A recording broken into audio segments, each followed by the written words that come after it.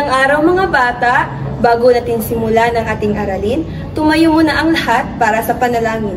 Sa ngalan ng Ama, ng Anak, ng Diyos, ang Espiritu Santo. Amen.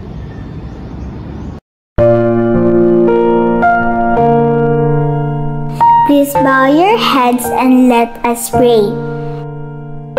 Dear Jesus, please show me how to spend this day sharing your love in every way.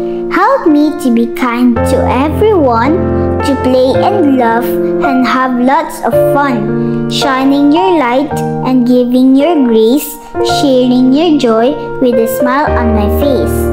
Angel of God, my guardian dear, to whom God's love commits me here. Ever this day be at my side, to light and guard, to rule and guide. Amen.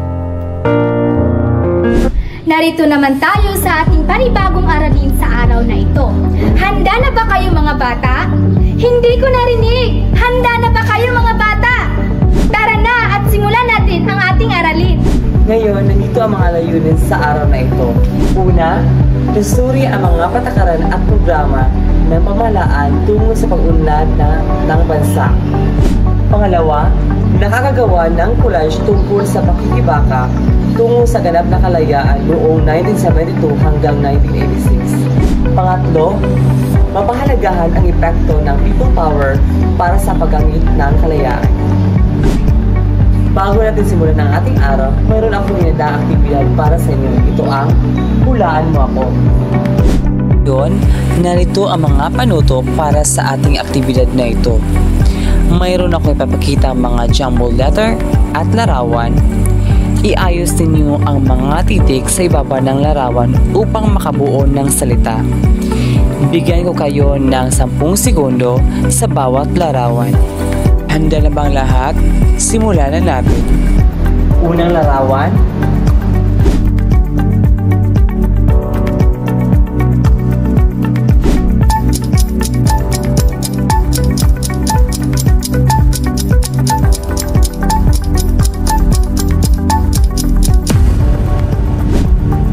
Pangalawang larawan.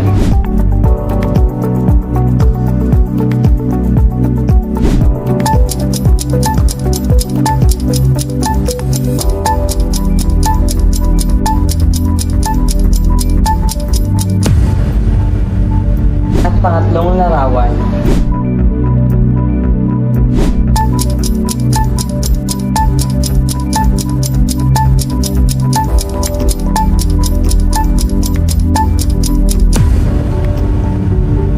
Ngayon, magbibigay ako ng mga larawang pinaghiwa-hiwalay at ito'y inyong aayusin kasama ang inyong nakaraang grupo. Pagkatapos, ito'y inyong tukuyin kung ano ang inyong nabuong larawan. Gawin lamang ito sa loob ng 3 minuto.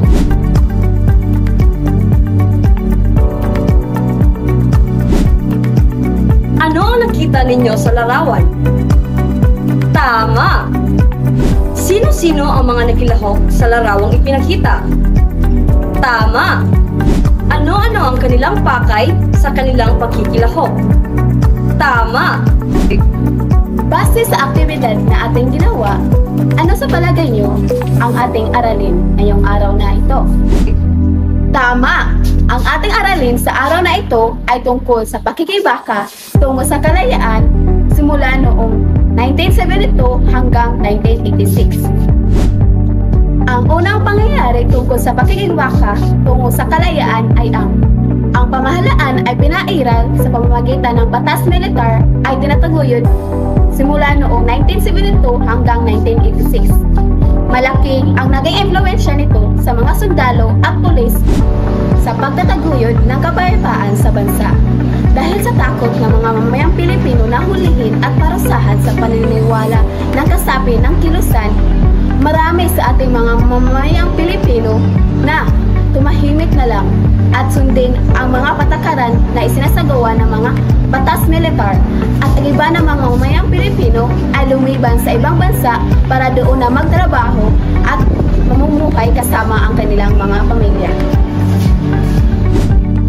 Ang ikalawang pangyayari tungkol sa pakikibaka tungo sa kalayaan ay ang ay ang ilang mga mamayang Pilipino ay pumuna pa rin sa pamalaang Marcos kahit nasa mahigpit na pagsisensor nito sa malayang kaisipan sa pamamagitan ng paggawa ng tula, awitin o kaya pagpakita ng palabas na tumutukoy sa kaugnayan ng mga pangyayari sa batas militar.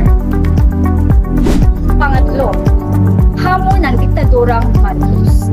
Dahil sa kalusugan ng Pangulong Marcos at sa kawalan ng reforma, patuloy na lumulubog ang ekonomiya ng bansa at ang kaayusan, kapayapaan at kaligtasan ng mga mamayan ay hindi nasisiguro ng pamahalaan.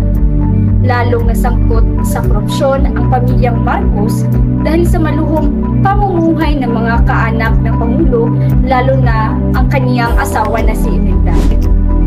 Nagbunsod ito sa lantarang paniniligsa sa kanilang pamumuhay sa Pilipinas. Nagsagawa ng malawakang panawagan ang mga mamayang upang magkaroon ng pagbabago sa pamahalaan. Pang-apat, pambansang halalan noong 1996. Dahil sa pagkamuhi ng maraming tao sa nakarang batas militar na nilagdaan ni Pangulong Marcos ang promosyong bilang 2045 na tumako sa batas militar sa Pilipinas noong January 17, 1986, kaugnay sa paglagda ni Pangulong Marcos sa promosyong nagtatapos ng batas militar, sa din niya ang pinakaunang halalang Pampangulo noong June 16, 1986. Ito ay nagbigay ng kanyang 6 pang taon sa kanyang panunungkulan. Nakatunggalin niya sina Aleo Santos mula sa Partido Nacionalista at ang ika-5 naman ay ang pagkamatay ni Benigno Ninoy Aquino Jr. Halos 7 taon ang pagkakakulong ni Benigno Ninoy Aquino Jr. mula nang siya ay nanagip noong Setyembre 22, 1972. Nagpalipat-lipat ng kampo militar si Aquino at malaki naging epekto sa kanyang kalusugan sa kanyang pagkakulong ng mahabang panahon hanggang sa lumalala ang kanyang karamdaman dahil sa sakit sa puso at kinakailangan magpagamot ito sa Estados Unidos. Piniyagan din siya ni Marcos kasama ang kanyang mahal at kinakailangan magpagamot sa Estados Unidos. Piniyagan din siya ni Marcos kasama ang kanyang pamilya. Pagkalipas ng 3 taong pagpagamot, napagpasyahan ni Aquino na bumalik sa bansang Pilipinas upang pagbuklore ng oposisyon at kausapin si Marcos tungkol sa pagbabago ng demokrasya. Bagamat may kabatiran din siya na mapanganib ang kanyang buhay kapag bumalik siya sa bansang Pilipinas. Pagbaba ni Aquino sa eroplano sa isang iglang sa tama ng bala mula sa baril na binawian siya ng buhay. Napaslang si Aquino noong August 21, 1983 sa tarmac ng Manila International Airport na mas kilala ngayong Ninoy Aquino International Airport o NAIA. Ito ang dahilan sa paglunsad ng mga kilos protesta laban kay Marcos at pagbunsod ng People Power 1 o EDSA Revolution. Maraming kuro-kuro kung sino talagang nagpaslang o nagmanipula kay Aquino at pinagbibintangan ito na ang utak sa krimen na ito ay ang Pangulong Marcos.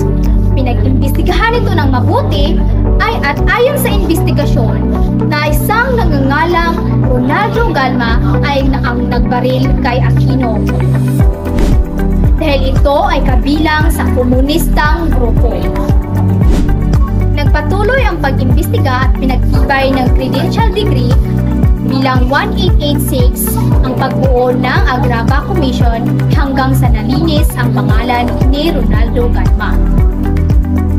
Halos 1 taong pinag-imbestiga hanggang sa nalinaw ang pangyayari na may 2 saksi na nagpapatunay na si Rogelio Moreno ang nagbaril ni Aquino na siyang ikinamatay nito.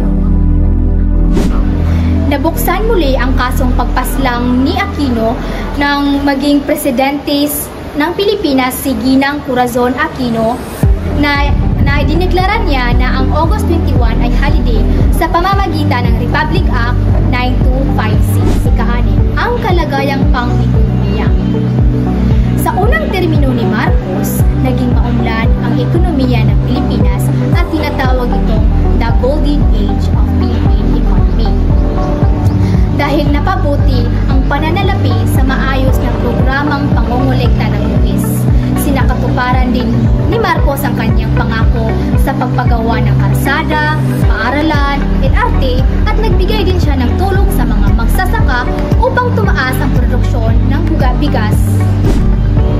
Hanggang nagbago si Marcos sa kanyang ikalawang termino. Mula noong 1969, lalo na sa pagpapatupad ng Batas Militar noong Setyembre 21, 1972. Walang pag-unlad ng ekonomiya ng Pilipinas noong 1981 hanggang 1996 dahil sa korupsyon at maraming programang sa pamahalaan na hindi nagtagumpay kagaya ng pangkabuhayang programa na tinatawag nilang sariling sikap noong 1984. Ito ang mga ilan sa mga pangyayari na nagdulot ng krisis sa ekonomiya ng Pilipinas. Una, walang takot na pangungutang sa ibang bansa hanggang umaabot sa $12 billion. Walang ingat sa pamumuhunan, pagtindi ng kolonismo at katiwilaan, at kawalan ng pag-asa ng mga tao sa mga mamumuno dulot sa pagpatay ni Ninoy Aquino. At matinding hidwaan ng politika at pagbagsak ng halaga sa piso kontra dolyar. Ito ang mga ilan sa mga pangyayari na nagdudulot ng krisis sa ekonomiya ng Pilipinas sa panahon na iyon. At ngayon tapos na tayo sa ating diskusyon, dadako naman tayo sa isang pangkatang buwain na aking handa. Magbibigay ako ng mga larawan sa bawat pangkat at ang bawat pangkat ay inaasahang makagawa ng photo-collage tungkol sa pakikibaka tungo sa ganap na kalayaan mula 1972 hanggang 1986. At pumili ng isang representante bawat pangkat upang ipapaliwanag ang nabuong photo-collage sa harap ng klase. At narito ang rubrics sa paggawa ng photo-collage. Pagkakaayos, 20%, nilalaman, 50%, pagkakaisa, 10%, at presentasyon, 20%. Ako naman tayo sa pagsusulit. Paano to? Basahin ng mabuti ang pangungusap at sagutin at piliin ang pinakatamang sagot na tumutugma.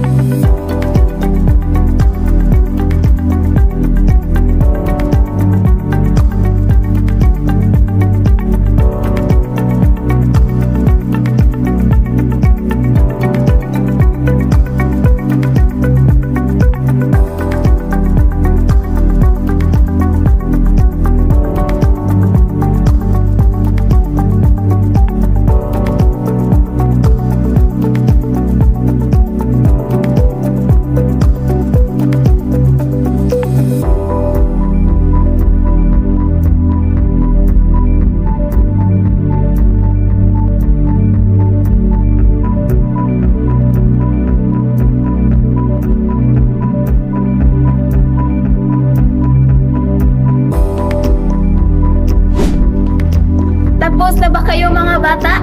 Halina, ay wasto na natin ang mga sagot.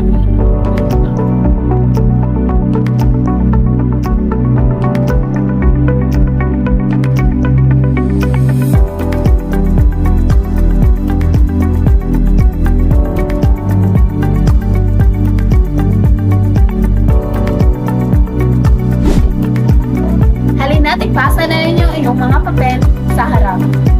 Ikinagagalak ko na halos kayong lahat ay nakakuha ng mataas na marka. Para sa inyong kanilang aralin, sa kaparehong pangkat, pumili ng isang tema na may kaugnayan sa pagkikibaka na nais inyong i-replay. Ang mga sumusunod ay ang mga temang pwedeng pagpipilian. Narito ang rubrics. Pagganap ng karakter, 40%. Kasanayan ng pag-uusap, 30%. Pagkakabuo ng kwento, 20%. At pagsunod sa tema, 10%. At para sa panghuling aktibidad, may inihanda akong Freedom Wall para sa inyo. Kayo ay inaatasang sumulat ng mga positibo at negatibong salita tungkol sa pakikibaka, tungkol sa ganap na kalayaan, 1972-1986. Gawin ito sa loob ng 2 minuto.